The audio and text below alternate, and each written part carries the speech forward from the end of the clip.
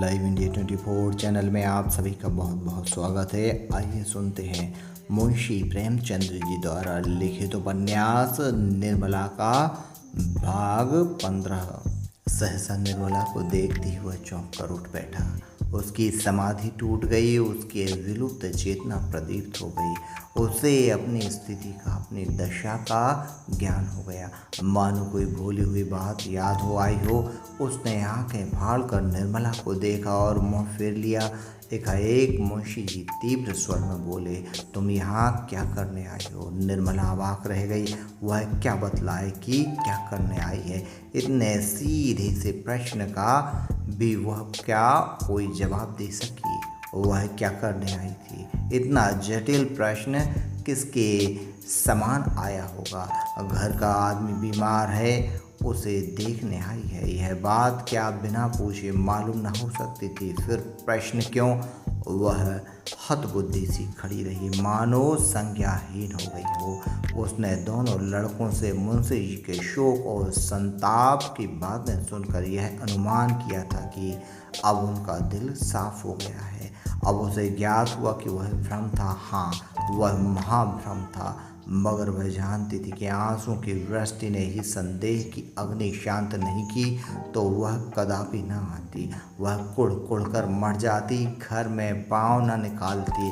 मुंशी जी ने फिर वही प्रश्न किया, तुम यहाँ क्यों आई हो? निर्मला ने निशंक भाव से उत्तर दिया, आप यहाँ क्या करने आए हैं? मुंशी जी ने नथुने फड़फड़ाने लगे।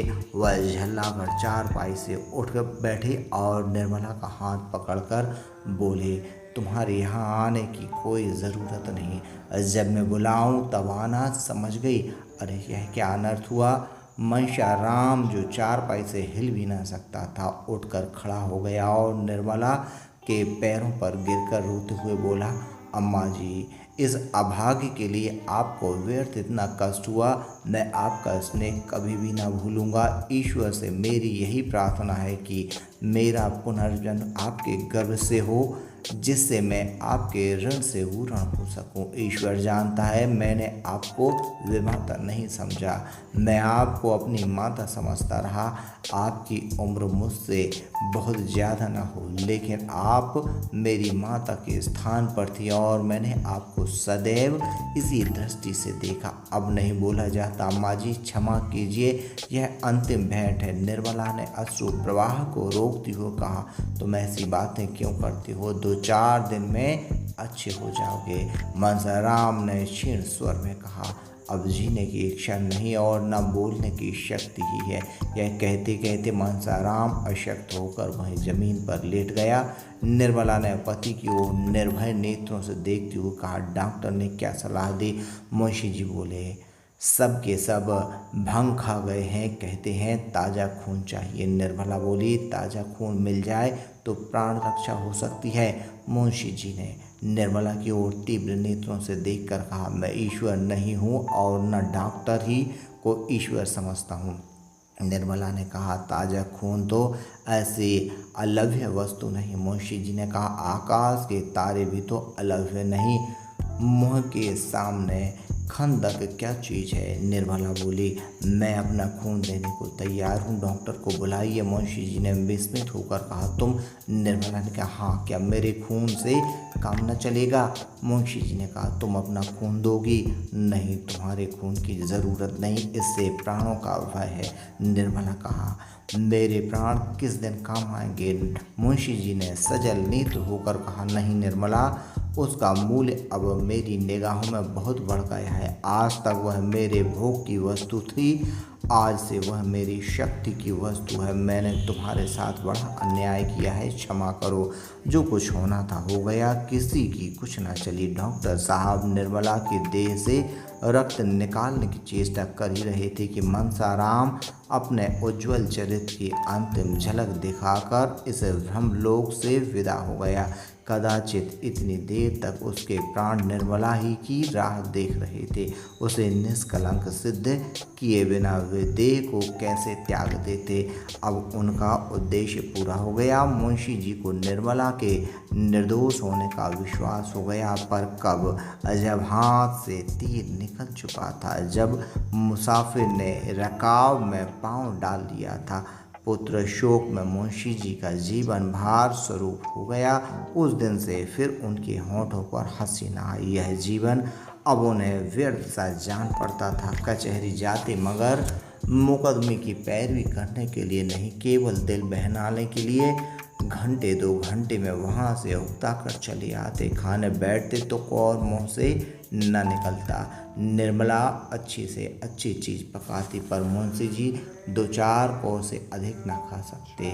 ऐसा जान पड़ता कि कौर मुँह से निकल आता है। मनसाराम के कमरे की ओर जाते तो उनका हृदय टुक टुक हो जाता था। जहाँ उनकी आशाओं का दीपक जलता रहता था, वहाँ अब अंधकार छाया हुआ था। उनके 2 पुत्र अब भी थे, लेकिन जब दूध देती हुई गाय मर जाती है तो बचिया का क्या भरोसा। जब फलने फूलने वाला वृक्ष गिर पड़ा, नन्हे नन्हे पौधों से क्या आशा। यूँ तो जवान बूढ़े सभी मरते हैं, लेकिन दुख इस बात का था कि उन्होंने स्वयं लड़के की जान ली।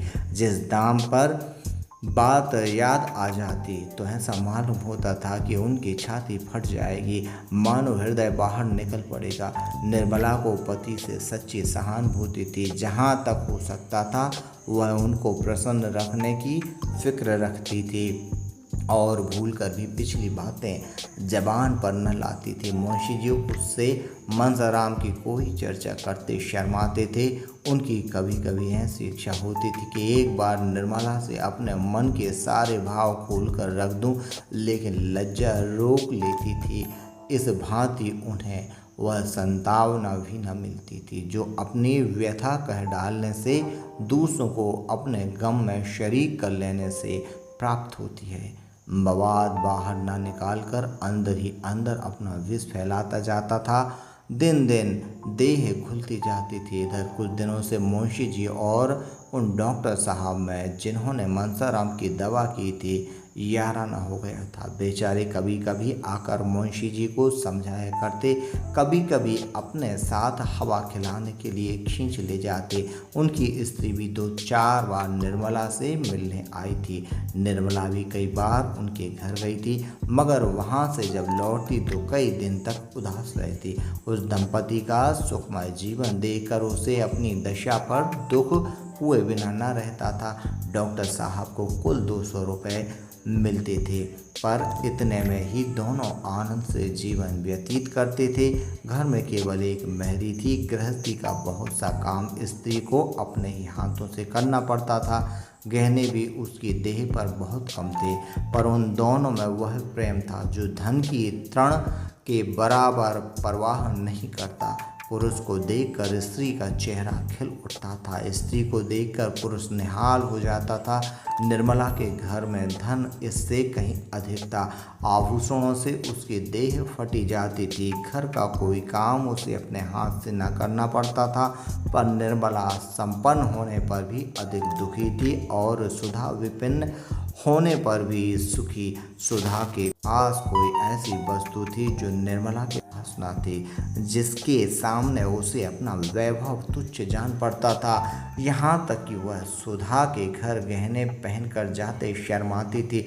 एक दिन निर्मला डॉक्टर साहब के घर आई तो उसे बहुत उदास देखकर सुधा ने पूछा, बहन आज बहुत उदास हो, वकील साहब की तबीयत तो अच्छी है ना?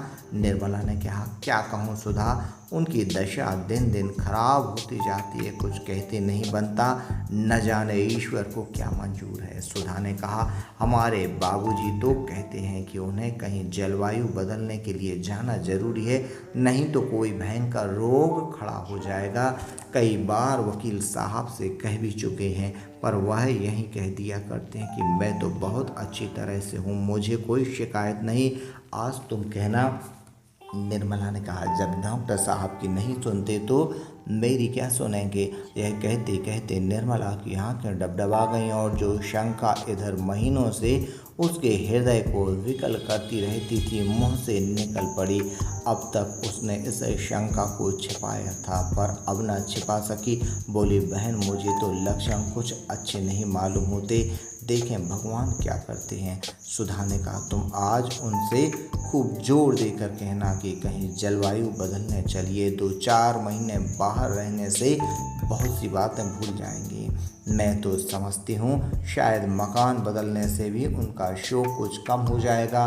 तुम कहीं बाहर जा भी तो ना सकोगे। ये कौन सा महीना है, निर्मला ने कहा। 8वां महीना चल रहा है। यही चिंता तो मुझे और भी मार डालती है। मैंने तो इसके लिए ईश्वर से कभी प्रार्थना ना की थी, पर भला मेरे सिर न जाने क्यों मर दी।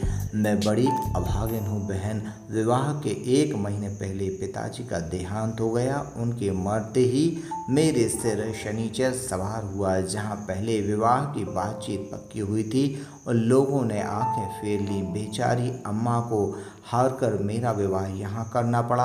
अब छोटी बहन का विवाह होने वाला है, देखें उसकी नाव किस घाट जाती है। सुधा ने कहा, जहाँ पहले विवाह की बातचीत हुई थी और लोगों ने इनकार क्यों कर दिया था। निर्मला ने कहा, यह तो वे ही जाने। पिताजी ना रहे सो सोने की गठरी कौन देता। सुधा ने कहा, यह तो नीचता है। कहाँ के रहने वाले थे। निर्मला ने कहा, लखनऊ के। नाम तो याद नहीं। आबकारी के कोई बड़े अफसर थे। सुधा ने गंभीर भाव से पूछा, और उनका लड़का क्या करता था। निर्मला ने कहा, कुछ नहीं, कहीं पढ़ता था पर बड़ा होनहार था। सुधा ने सिर नीचा करके कहा, उसने अपने पिता से कुछ न कहा था। वह तो जवान था, अपने बाप को दबा सकता था। निर्मला ने कहा, अब यह मैं क्या जानूं बहन। सोने की गठरी किसे प्यारी नहीं होती। जो पंडित मेरे यहाँ से संदेश लेकर गया था उसने तो कहा था कि लड़का ही इनकार कर रहा है। लड़के की माँ अलबत्ता देवी थी। उसने पुत्र और पति दोनों ही को समझाया पर उसकी कुछ न चली।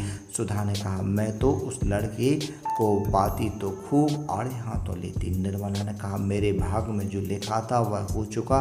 बेचारी कृष्णा पर जाने क्या बीतेगी। संध्या समय निर्मला के जाने के बाद जब डॉक्टर साहब बाहर से आए तो सुधा ने कहा, क्यों जी, तुम उस आदमी को क्या कहोगे जो एक जगह विवाह ठीक कर लेने के बाद फिर लोभ वैश्य किसी दूसरी जगह संबंध कर ले। डॉक्टर सिन्हा ने स्त्री की ओर कुतूहल से देखकर कहा, ऐसा नहीं करना चाहिए। और क्या। सुधा ने कहा, यह क्यों नहीं कहते कि यह घोर नीचता है, पहले सिरे का कमीनापन है। सिन्हा ने बोला, हाँ, यह कहने में भी मुझे इनकार नहीं। सुधा ने कहा, किसका अपराध बड़ा है, वर का या वर के पिता का। सिन्हा की समझ में अभी तक कुछ न आया था। सुधा के इन प्रश्नों का आशय क्या। विस्मित से बोले, जैसी स्थिति हो, अगर वह पिता के अधीन हो तो पिता का ही अपराध समझो। सुधा ने कहा, अधीन होने पर भी क्या जवान आदमी का अपना कोई कर्तव्य नहीं है। अगर उसे अपने लिए नए कोट की ज़रूरत हो तो वह पिता के विरोध करने पर भी रो रो कर बनवा लेता है। क्या ऐसे महत्व के विषय में वह अपनी आवाज़ पिता के कानों तक नहीं पहुंचा सकता। यह कहो कि वर और उसका पिता दोनों अपराधी हैं, परंतु वर अधिक बूढ़ा आदमी सोचता है, मुझे तो सारा खर्च संभालना पड़ेगा। कन्या पक्ष से जितना ऐंठ सकूं उतना ही अच्छा। मगर वर का धर्म है कि यदि वह स्वार्थ के हाथों बिल्कुल बिक नहीं गया है तो अपने आत्मबल का परिचय दे। मगर वह ऐसा नहीं करता तो मैं कहूँगी कि वह लोभी है और कायर भी। दुर्भाग्यवश ऐसा ही एक प्राणी मेरा पति है और मेरी समझ में नहीं आता कि किन शब्दों में उसका तिरस्कार करूं। सिन्हा ने हिचकिचाते हुए कहा, वाह वाह वाह, दूसरी बात थी।